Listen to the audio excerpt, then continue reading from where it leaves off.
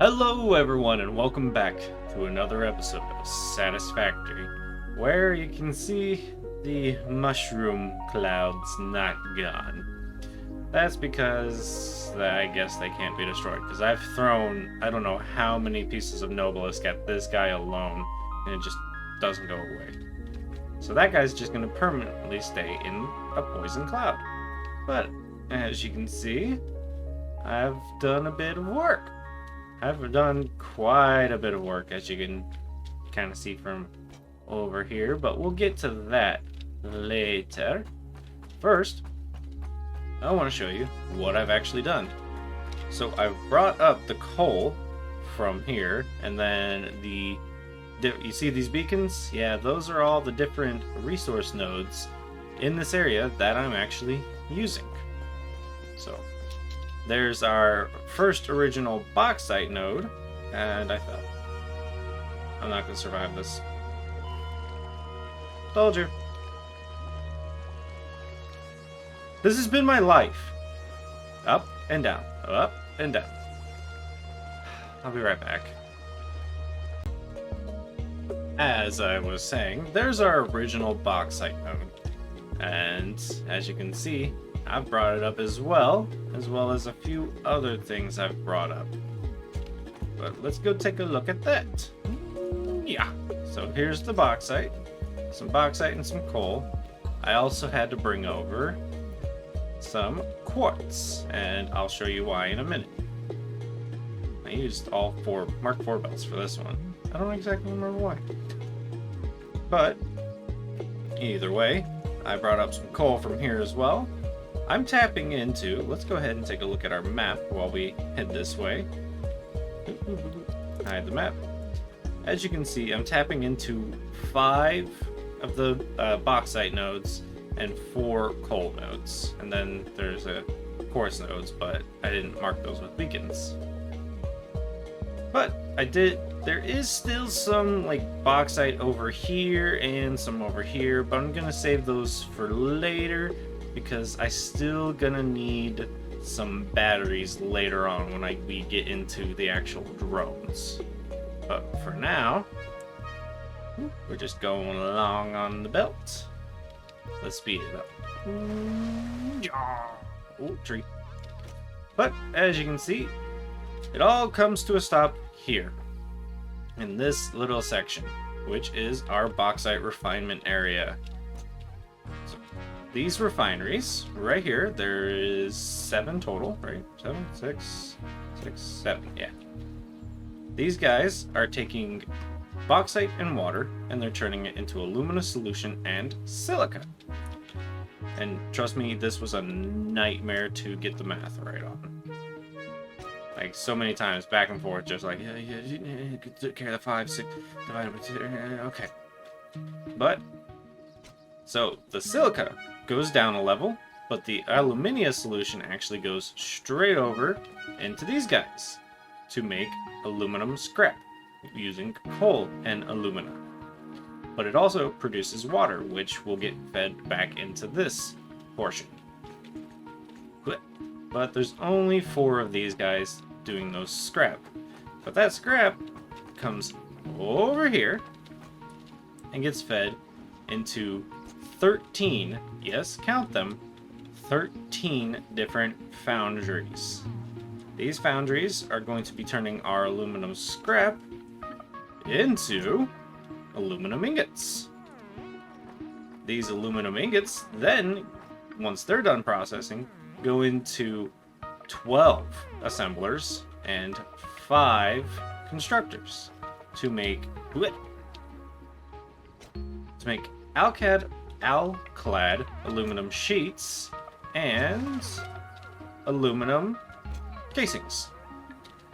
And it's just the way it worked out is you need more aluminum to make aluminum casings than you do alclad sheets. So that's why it's like this. But there is one tiny issue with this whole setup. And that is these guys. The alclad aluminum sheets need copper. And if you look, like, the closest copper vein, let's do that, isn't for over, I believe, 12 or 1400 meters. So wait for it to ping. I want to say it's in that direction. Yep. 1200 meters down this way. Yeah. Yeah. And then there's more right here.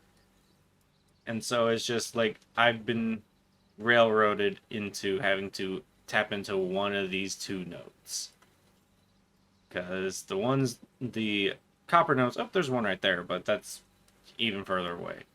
There is the ones that I have back at my base that I'm not going to touch because they're already doing things. So I needed to set up a train.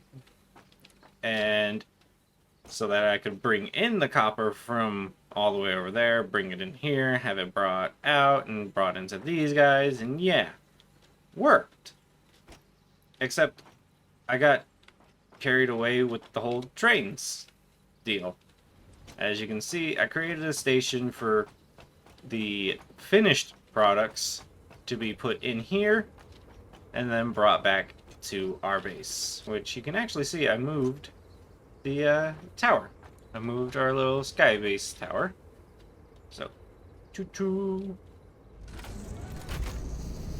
Oh wait, that's... There we go, choo-choo. But as you can see, I set up the railing for the train to go back and forth from our base all the way over to the aluminum production area. I mean, I guess I could actually tap into the node over there, because, I mean, the train already runs this way. But I've already decided to go that way because there's a lot more nodes and they're a lot higher quality. But as you can see, as we come upon the base, I did a lot of work over here too. I moved the sky elevator and... Nope, you're going the wrong way. Nope, nope, nope, nope, nope, nope. I've made mistakes. This is the... wrong line. Wrong line. Back up. These train signals are fun. Okay. Come on. Let's go back. Go back, go back, go back, go back, go back. Alright. Break, break, break, break, break, break, break, break. I've had to set up these block pathings, like block signals. So let's go take a look at the belt. Yeah. So if you see, there's a couple different blocks going on. There's a blue one down, there's a dark blue, a light blue, a yellow, a green, a red, and so on and so forth. Oh, and then this green one. So yeah, these block signals just tell if there's a train here, but they keep changing the switches for which path to take. Every time I placed down a new one, they kept changing it. So let's get back on track. Get it? Track, train. And you look, as you see, boop, that's now red because that means there's a train in this block. That one's still... I don't think that one's right, but either way, we go on down and we just barely get underneath that one platform. But we take this little road down, and I wish I could have taken this like a lot, sharper of a turn right there, but it won't let me for whatever reason. And you can see I've started a path out to the main base to move all my stuff to this base. But here we are at the base's train station, and it's got 8 of these cargo terminals, even though I only have... Let's go ahead and park here.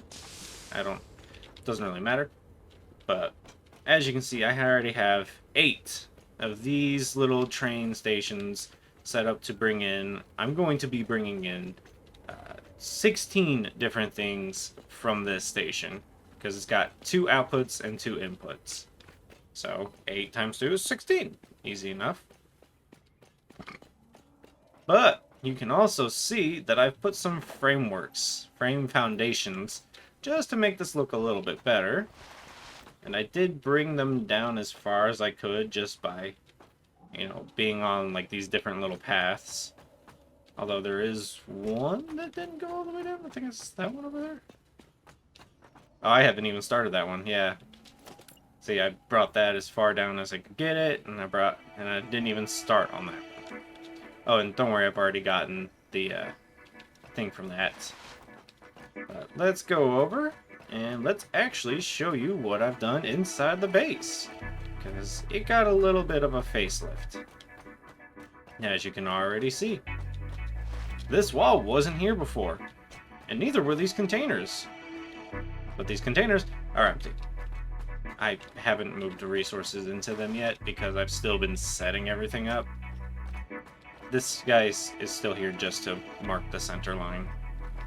But as you can see, I've got every bin so far marked with resources that I'm going to be bringing into the base.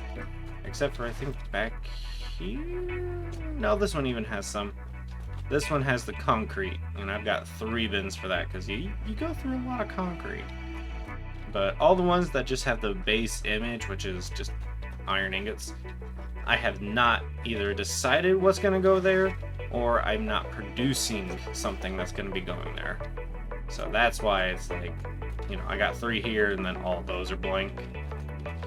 But if we go behind the scenes, because you can see that these guys are clipping through. Yeah. Put walls through it just to make it look better, and then I've got smart splitters, and each one of these are, they got the things that they're going to be sending through. Modular frame. Oh, autosave. Thank you, autosave. I didn't know it'd been 20 minutes, but it's only been 10 minutes. Or probably like 15, but yeah, that's what I set to for, 15. So stators, just all of these are already set up for every item that I'm going to be bringing in, and then I have these holes to bring up all the items. But in order to bring up all those items, I need actually a programmable splitter, and I don't have that yet. But the base, other than this, has only gotten minor cosmetic upgrades, and that's mostly due to the outside. The pipes here have gotten a bit more organized because the way they were positioned was bugging me, so I was like, I'm gonna sit here and fix this for like 20 minutes. And I also gave myself a computer desk. Yeah. Power production. Move to the next phase. Shenanigans. Trains. Conquer the world. And of course, me. Dorkman 191. I'm gonna be doing all of that. So yeah.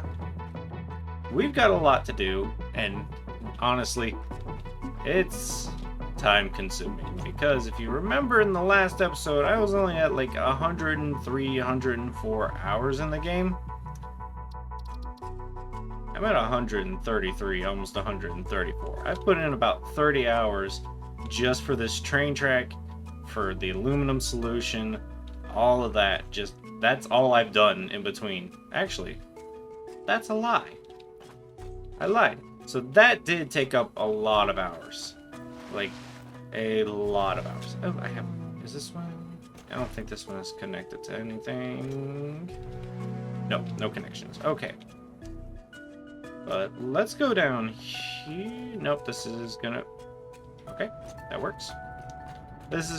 I still haven't decided what I'm gonna do with this room. This room might be the airport, I'm not sure. But if we go down here and look, you can see all our batteries are completely full. And if we take a look at the power, we're producing 15,000 power. Had to make a fool of me. There you go. Yeah, we're producing 15,000 power. Now, you might be wondering, how are we doing that? With just coal power? Because before, we were only producing about 5,000 power off from... We were only producing about 5,000 power off from this coal generator setup. You remember that little tiny project I said I was doing on the other side of the base? Well, if you know Satisfactory, you know what's out that way. So I went ahead and got all the way over here, and you can tell that because there's the sky base, there's the sky elevator, or space elevator, and I just came all the way around to show you this little building right here, which is actually not that little at all. This building is tapping into all of the crude oil. I was about to call that something else. These are tapping into all the crude oil in this little area, and we are turning it in to power. So, if you go down here and just start off with the basics, which will be the bottom level, we are pumping in the crude oil from over there, and we're pumping in quite a bit, but not too much because I don't have any of these overclocked, which I probably could do. But we bring in the crude oil and we send it up top here. Oh, oops.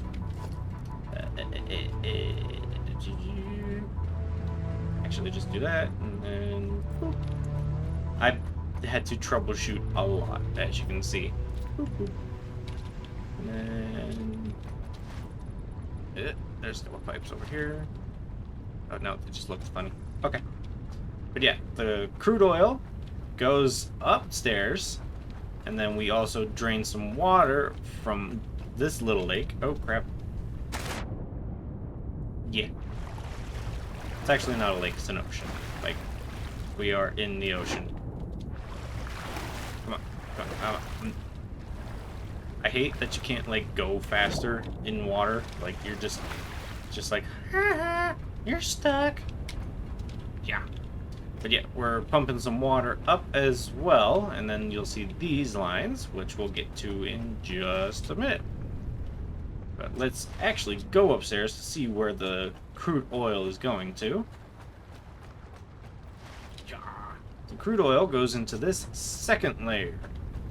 This layer is where the crude oil gets turned into fuel and polymer resin, but that's a byproduct.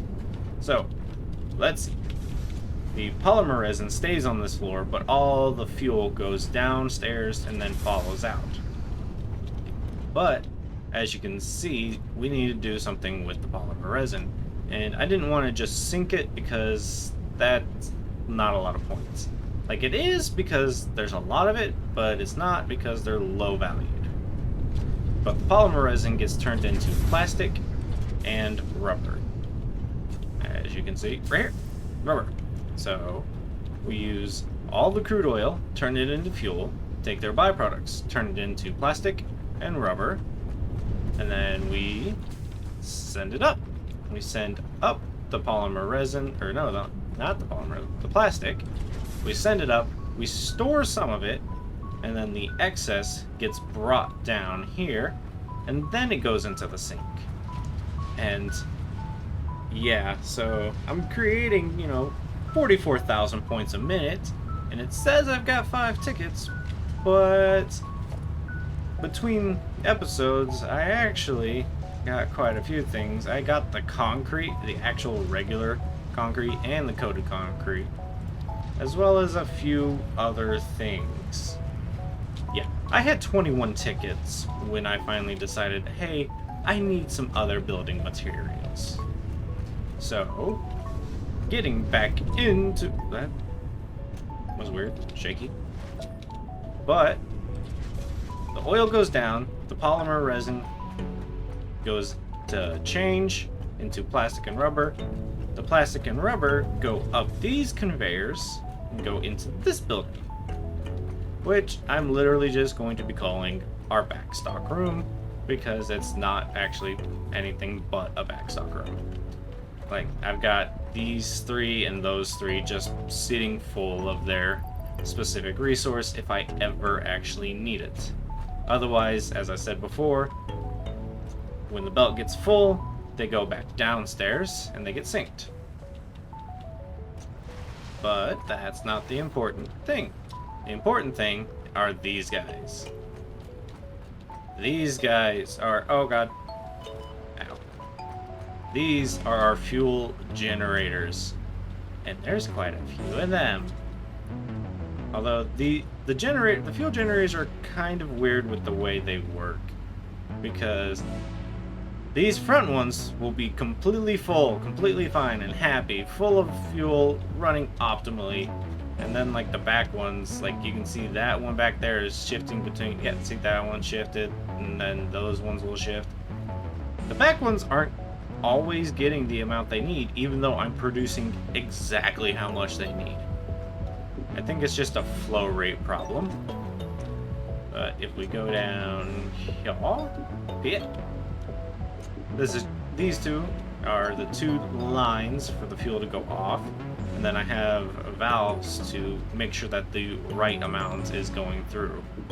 So like this line's getting so much, and then I have to split out a little bit more, and then this line's getting 376. Yeah. But we are producing 150 megawatts with each of these fuel productions. So that's where our 10,000 extra energy is coming from. Because the 5,000 is coming from our coal generator, or various coal generators, and then the 10,000 is coming from this. So yeah, this was the big project. This is what took almost 20 hours of my time, because setting this up was just as much of a nightmare, if not more, than the aluminum solution. So, yeah. But I guess really this episode was just to show you, what I've been doing in between episodes, because ooh, almost fell. Because the last episode you guys saw was me actually going out to the aluminum area and getting it all ready. Well, it's been about 2 weeks since I've last recorded that episode, because I record these episodes usually in bulk. Oh, it's a tree. I was like, what is that spire? But yeah, I record these episodes in bulk, and then I edit it all and then send it out. Well, it's been 2 weeks because, those 30 hours weren't continuous play, because I have a life, I have a real job, I have to... Well, YouTube's a real job, but not for me. This is a hobby. But doing all this took so much of my actual regular time, because I can only play 2 days out the week for sure, and then little bits, like little spurts during my work week. So yeah, that's what I've been doing. I've also been doing, the train stuff, and that's been fun. But let's actually go and see if we can't get the aluminum solution to actually produce, which means a few more hours in between cuts. Yay! And a few hours have gone by, and a new train track has been laid, and a new train is chugging along. So, we needed some copper to finish out our alumina solution stuff, and that's what I did. I came all the way out to the Green Hills area, or whatever this place is called, and I set up a little train station. And by little, I mean this took hours? Yeah, almost 8, I think. Almost 8 hours. But it's all done. The copper's flowing. If you can kind of see it in between this train running around, you can see I have 3 miners down there on some normal nodes bringing up some copper. And then once we get all the way down here, this is a very tall track. And I don't know why, I just kind of wanted this little spiral helix thing to go down this far. I just said, instead of bringing it all the way up, I'll just bring this all the way down. Here we go. And it's braking. I know I put these block paths there, or signal paths, even though this train is probably going to be the only one running here. Alright, But, autosave. I need to change that timing again. But this guy stops here, and it picks up copper. Yeah. Hang on. I want to see the train take off. I don't want to. Don't miss it. Don't miss it. Don't miss it. Don't miss it. Don't miss it. Okay. Yeah. Okay. I will catch you when you come back. But you suck. So the copper all comes in on these belts from down below, and they feed into the freight platform, which, as you can see, we've got quite a few bits of copper.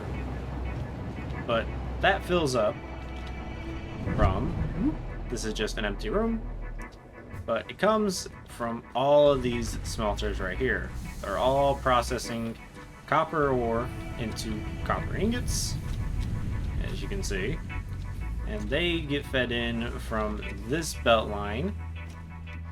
This actually was surprisingly evenly distributed. I was really surprised to see that, because it goes from 4 to 2 to 1. So yeah. But this guy is where all our copper is coming in from. Let's actually see where he's at. Let's go around the bend. And so he comes up from down here, goes over, goes down, goes over, and you can see our little miners right here. And fun little fact, my first base was just beyond that little area. But yep, these guys are all producing 120 copper ore per minute, and we only need that much. We only need 120 copper ore, or 120 copper. But I said, let's overkill it. So I just tapped into all 3 of those, because I will probably end up needing this copper somewhere else. So that's what this is doing. It brings it all the way.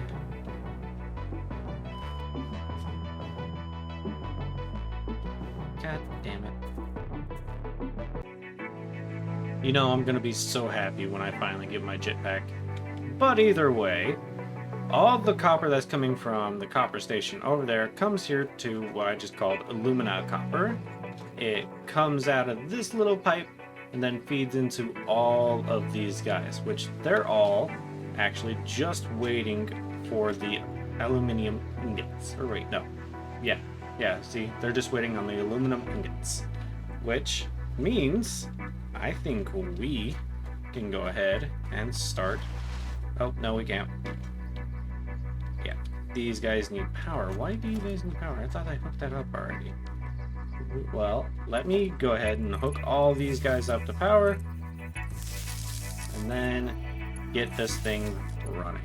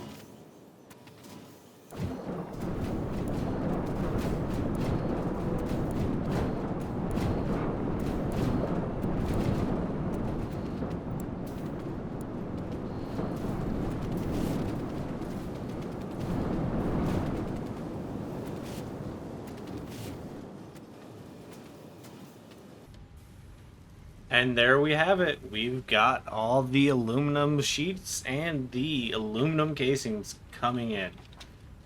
Thankfully. I mean, I've spent so much time getting this project up and running, and I'm so glad to see it is running. So now we can start accessing all the other stuff we need, like the newest belts, the Mark V belts. That's going to be nice. But I think that's going to be it for this episode. I want to thank you all for watching me suffer through hours upon hours of frustration. I actually need to turn this guy back on. Oh, there. So, again, thank you for watching. I've been Dorkman191, and this has been Satisfactory. Bye, y'all.